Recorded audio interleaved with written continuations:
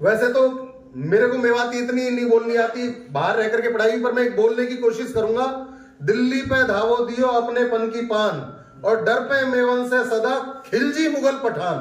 खिलजियों से, मुगलों से, पठानों से लड़ाई लड़ी, परंतु शहीद हसन खां मेवाती ने अपनी चिंता नहीं की, और ये भी नहीं सोचा कि मेरे पास केवल 12,000 सैनिक हैं।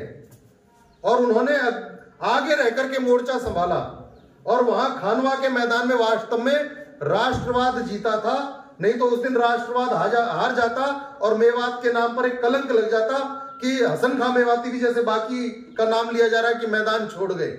आदरणीय सरपंच साहब और प्रिंसिपल साहब और सभी उपस्थित अध्यापक साथियों, जो शहीदी दिवस में चित्र छपे हुए हैं, तो 15 तारीख को, कुछ लोग 17 भी कहते हैं, खानवा के मैदान में राजा हसन खां मेवाती की शहादत हुई। और आदरणीय अध्यक्ष जी ने बड़े सारगर्भित रूप से उनका 1526 के युद्ध का, 27 के युद्ध का जो भूमिका थी वो बताई। एक नाम और जुड़ता है मेवात में, दादा बहाड़। मेवाड़ का नाम आता है कि मेवाड़ के लोगों ने और अकबर को कभी अपना शासक नहीं माना। महाराणा प्रताप ने जंगलों में घास की रोटियां खाई, पर अकबर से संधि नहीं की। पर मेवात के लोग भी इसमें, जब अगर जो कभी इतिहास का विश्लेषण होगा, जैसा भी आदरणीय अध्यक्ष जी कह रहे थे, तो मेवात भी इसमें पीछे नहीं मिलेगा। मेवात के लोगों ने भी अकबर से भी मुकाबला किया था। बीसरू की बेटी को जब अकबर के सेना के लोग ले गए और हरम में डलवा दिया, तो दादा बहाड़ उसको निकाल करके लाए। और अभी उसका एक बार और कंफर्मेशन हो जाएगा, पर मेरे को अभी किसी ने बताया कि उनकी शहादत भी 15 मार्च को ही हुई थी। कंफर्म है ये। तो 15 मार्च को एक नहीं, दो मेवात के और शूरवीरों ने मतलब गोह को लेकर के गए, और उस समय बताते हैं 12 वर्ष तक दादा बहाड़ को अकबर पकड़ नहीं पाया था। तो बीसरू गांव को, बीसरू की तो लड़की थी वो, और कोट गांव के दादा बहाड़ रहने वाले थे, और कमालियाओं की गोह लेकर के गए थे। तो जिनकी गोह थी वो गांव भी उजाड़े, कोट के भी गांव उजाड़े, बीसरू के गांव उजाड़े। पूरे मेवात में भयंकर अत्याचार हुआ। और आज भी आदरणीय अध्यक्ष जी, जो गंगवानी, पापड़ा और ये 8 गांव हैं, वो जो दादा बहाड़ की और रजनी की औलाद हुई उनके हैं, दादा बिसरनी और मोहम्मद हुसैन जी उसके अध्यक्ष हैं, चौधरी बोलते हैं हमारे यहाँ। तो उस 8 गांवों के अध्यक्ष हैं। औरंगजेब ने जब शिवाजी महाराज को कैद किया आगरा के किले में, और शिवाजी महाराज को वहां से निकलना था, चालाकी से वो निकले, उस समय भी मेवातियों ने शिवाजी महाराज की मदद की। और शिवाजी महाराज दक्षिण में ना जाके और उत्तर की तरफ आए, और एक रात संगेल गांव में रुके। और आज भी जब महाराष्ट्र में जाएंगे औरंगाबाद में, तो वहां मेवातियों के गांव हैं जो शिवाजी महाराज ने इनाम में दिए उनको। तो मुगलों से तो बाबर हो, अकबर हो, औरंगजेब हो, लड़ाई लड़ी मेवात के लोगों ने, पर वो कहीं ना कहीं जितना इतिहास में आना चाहिए था वो स्थान मेवात को नहीं मिला। करेक्ट करो आपको, गढ़बिलक की लड़ाई भी शाहजहां के साथ मेवातियों ने लड़ी थी। जो गढ़बिलक की जो लड़ाई है, जो तो के पास है, इसी का नाम है मेवात अध्ययन केंद्र, जो इसमें लिखा है। आदरणीय अध्यक्ष जी ने एक और जानकारी बढ़ा दी, शाहजहां से भी लड़ाई लड़ी है। तो वैसे तो मेरे को मेवाती इतनी नहीं बोलनी आती, बाहर रह करके पढ़ाई, पर मैं एक बोलने की कोशिश करूंगा। दिल्ली पे धावो दियो अपने पन की पान, और डर पे मेवन से सदा खिलजी मुगल पठान। खिलजियों से, मुगलों से, पठानों से लड़ाई लड़ी। एक ही तो जज्बा था राष्ट्रवाद का। नहीं तो कोई भी आज थोड़ी सी बात पर धर्म की कट्टरता में बह जाता है, धर्म की भावना में बह जाता है, परंतु राष्ट्रवाद जीता खानवा के मैदान में। बेशक वहां बाबर जीता होगा, पर बाबर जीत करके भी हार गया, और हसन खां मेवाती बेशक हारे होंगे। वो तोप का गोला, उस समय तोप हमारे लोगों के लिए नहीं थी, और वो तोप का गोला आकर लगा।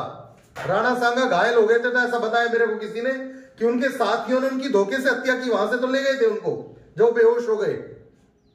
परंतु शहीद हसन खां मेवाती ने अपनी चिंता नहीं की, और यह भी नहीं सोचा कि मेरे पास केवल 12,000 सैनिक हैं। और उन्होंने आगे रह करके मोर्चा संभाला, और वहां खानवा के मैदान में वास्तव में राष्ट्रवाद जीता था। नहीं तो उस दिन राष्ट्रवाद हार जाता और मेवात के नाम पर एक कलंक लग जाता कि हसन खां मेवाती भी जैसे बाकी का नाम लिया जा रहा है कि मैदान छोड़ गए। और आज लगभग 500 वर्ष पूरे होने वाले हैं। आज भी हसन खां मेवाती को इसीलिए याद किया जा रहा है। और आदरणीय अध्यक्ष जी, अभी अलवर में पैनोरमा बन गया है, वैसे वहां पर उनकी प्रतिमा भी लगी है। हम भी पिछले 3 वर्षों से ऐसी गोष्ठियां कर रहे हैं। पिछले वर्ष सभी कॉलेजों में, क्योंकि मार्च में स्कूलों में बच्चे नहीं होते, तो सभी कॉलेजों में ऐसे कार्यक्रम हुए। और अभी मेवात जो उसमें मेवात इंजीनियरिंग कॉलेज में इसके संयोजक डॉक्टर खालिद हुसैन है, प्रोफेसर है मेवात इंजीनियरिंग कॉलेज पल्ला में। और उन्होंने और हमने मिलकर के एक मेवात अध्ययन केंद्र शुरू किया कि मेवात की युवा पीढ़ी को मेवात के इतिहास के बारे में बताया जाए, मेवात के महापुरुषों के बारे में बताया जाए, मेवात के योगदान के बारे में बताया जाए। और उसका लिखने का भी काम शुरू हो गया है। और उसकी हम उसमें सफल हुए हैं कि जो कार्यक्रम हमने किए, तो हमने सरकार से मांग की कि हरियाणा वाले मेवात में भी शहीद हसन खां मेवाती की प्रतिमा लगाई जाए, और वो मांग पूरी हुई। और मेवात के नगीना में जो कॉलेज है, डिग्री कॉलेज, वहां पर प्रतिमा लगा दी गई है। अभी परसों वहां कार्यक्रम था, वहां भी हमारा जाना हुआ। और जो नगीना तिजारा रोड बनेगा, उसका नाम भी शायद शहीद हसन खां मेवाती के नाम पर रखा जाएगा, ऐसा चर्चा में है और घोषणा भी शायद उसकी हुई है। तो हम शहीदों को क्या दे सकते हैं? जिन्होंने अपना सर्वस्व बलिदान दे दिया। नहीं तो चाहते तो बड़े आराम से राजा बन सकते थे, रियासतें और आगे तक बढ़ जाती। दिल्ली से और अलवर तक तो था ही मेवात का, और रियासत में उनके अंडर में अगर जो मदद करते तो उस समय बहुत बड़ा उनको पद मिल सकता था। पर उन्होंने भी महाराणा प्रताप की तरह और कष्ट सहन करना मंजूर किया, स्वीकार किया, दुख सहन करना, और पूरे वंश को बलिदान दे दिया। बहुत सारे लोगों का नाम आता है, पर मेवात के लोग भी इसमें पीछे नहीं है। और जब 47 में जाना था, तब भी मेवात के लोगों ने पहले भारत को चुना। हालांकि एक छोटा सा मेवात अब पाकिस्तान में भी है, जो कुछ लोग चले गए थे। और मेवात के लोगों ने बेशक यहां हमारे देश में पूजा पद्धति बदलने पर कभी रोक नहीं रही। गुरु नानक देव से पहले कौन सिख था? और आज करोड़ों हैं।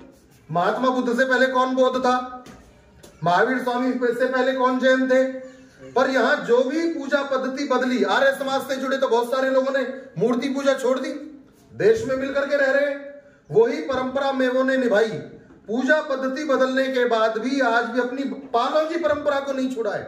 12 पालों का 52 गोत्र का जो कुंबा है, आज भी गोत्र पाल बचा करके शादी करते हैं।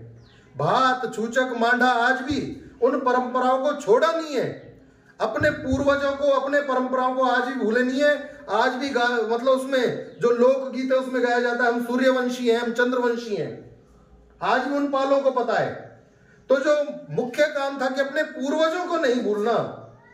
और किसी महापुरुष ने कहा है कि जिस समाज और देश की युवा पीढ़ी में अतीत का गौरव होता है, वर्तमान की पीड़ा होती है, तो उसका भविष्य उज्जवल होता है। और जिस देश की युवा पीढ़ी में अतीत का गौरव नहीं होता, जब हमें पता ही नहीं है तो गौरव ही क्या होगा? हमारा अतीत कैसा था हमें पता नहीं। मैं पिछले वर्ष नगीना में लड़कियों के कॉलेज में आया था, तो वहां जितनी भी बेटियां थी मैंने हाथ खड़े कराए कि जो हसन खां मेवाती के बारे में जानते हैं। 300 में से केवल 3 लड़कियों ने हाथ खड़े किए। फिर बाद में मैंने पूछा कितने बेटियां बता सकती हैं हसन खां मेवाती के बारे में? सबने हाथ खड़े किए। तो जब पता ही नहीं है तो गौरव क्या होगा? तो ये बताने का काम ये मेवात अध्ययन केंद्र ने शुरू किया और उनकी शहादत को मनाना। तो जब अतीत का गौरव होगा, वर्तमान की पीड़ा यह है कि आज मेवात का नाम अच्छी बातों में नहीं आता है। आज मेवात का नाम साइबर क्राइम में आता है, गोकशी में आता है, टटलूबाजी में आता है। और हम भी खुद कैसे गाने गाते हैं जब मेवाती भाषा में गाते हैं, तो कि जब अगर जो कोई समझदार या बड़ा व्यक्ति आ जाता है तो गाने बंद करने पड़ते हैं। हमारी संस्कृति इतनी कमजोर थोड़ी है, मेवात की संस्कृति, हमारी भाषा इतनी कमजोर थोड़ी है। हम भी अच्छे गीत बना सकते हैं, हम भी प्रेरणादायक लोकगीत बना सकते हैं जो बच्चों को प्रेरणा दे। तो ऐसे सांस्कृतिक कार्यक्रम, ऐसे और निबंध लेखन के कार्यक्रम, ये सब चीजें शुरू करने का काम मेवात अध्ययन केंद्र भी करेगा। आप सब लोगों ने भी उसको आगे बढ़ाया। और हम क्या दे सकते हैं उन शहीदों को? तो उनको याद करके अपनी आने वाली पीढ़ी को अच्छा करें, यही उनके लिए सबसे बड़ी श्रद्धांजलि होगी, जो अभी आदरणीय अध्यक्ष जी कह रहे थे। तो इसमें शिक्षा सबसे ज्यादा सहायक है। मेवात में कहीं ना कहीं शिक्षा के क्षेत्र में पिछड़ गए, तो जंगलों में भटकना पड़ा, इसलिए भटक गए। वो उसमें भटकते रहे तो पढ़ते कहां से? 1857 की क्रांति में भी मेवात कहीं पीछे नहीं था। अंग्रेजों से भी लड़े, जिस घर में लड़ाई होती है, कोर्ट कचहरी हो जाती है, वहां पर बच्चे कैसे पढ़ पाएंगे? तो हम तो लगातार 1000 वर्ष तक 1526 से और उससे पहले भी लड़ते ही आ रहे हैं। पर आज जो समय आया है, किसी की भी सरकार हो, कोई राजनीति की बात नहीं है, पर अपने बच्चों को हम पढ़ाएं, बच्चों के पढ़ने पर ध्यान दें और कहीं ना कहीं जनसंख्या नियंत्रण पर भी ध्यान देना पड़ेगा। जब इतने बच्चे होंगे कि हम पढ़ा नहीं सकते, ठीक से लालन पालन नहीं कर सकते उनका, और जो संतुलित भोजन नहीं दे सकते, तो कहीं ना कहीं हम पिछड़ेंगे ही। जमीन तो लिमिटेड है, जमीन तो लिमिटेड है। आज जमीनें जो हमारे पास थी वो रहने लायक ही बचेगी। ये किसी उटावड़ के लड़के ने कहा एक दिन, जब पिनकवा से जा रहा था तो बाइक पर बिठा लिया। मन के उटावड़ के, कहां जाकर रुकोगे? इधर को घुड़ावली मिल गए, इधर को तुम वहां रूपड़ाका में मिल गए, इधर मलाई में मिल गए, उधर कोर्ट में।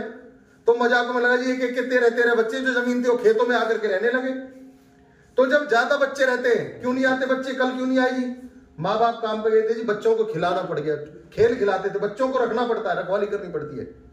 तो हम बच्चों की तरफ भी ध्यान दें, उनका जितना लालन पालन कर सकते हैं। और जब पढ़ाई होगी, जब शिक्षा में आगे बढ़ेंगे, तो ये सब चीजें ठीक हो जाती हैं। इसलिए ज्यादा से ज्यादा पढ़ाई पर ध्यान दें। आज मेवात की बेटियां भी पीछे नहीं है और किसी क्षेत्र में मेवात के लोग आज पीछे नहीं है। उन जो अच्छी बातें हो रही हैं, अच्छी बातों को प्रचारित करने के लिए प्रयास करना पड़ता है। खराब बातें तो अपने आप बढ़ रही हैं। मेवात की अच्छी छवि, जो अच्छी बातें हैं, जो यहाँ का भाईचारा है, जो यहाँ का भात भरने एक साथ जाते हैं, चाहे हिंदू हो और मेव हो, एक गांव में गांव की बेटी को पूरे किसी बिरादरी की बेटी है उसको बेटी मानते हैं, बहन को बहन मानते हैं। वो परंपराएं दोबारा से आगे बढ़ाने की जरूरत है। कहीं उनमें न्यूनता आई है तो उसको ठीक करने की जरूरत है। आज भी मेवात में बहुत अच्छी चीजें हैं, उनको प्रचारित करने की आवश्यकता है। जो कमियां आ गई उनको दूर करने की आवश्यकता है और बच्चों को ज्यादा से ज्यादा पढ़ाना है। 0 ड्रॉप आउट मिशन, इसको कामयाब करना है। अगर जो बच्चे पढ़ेंगे तो मेवात आगे बढ़ेगा, मेवात आगे बढ़ेगा तो देश आगे बढ़ेगा।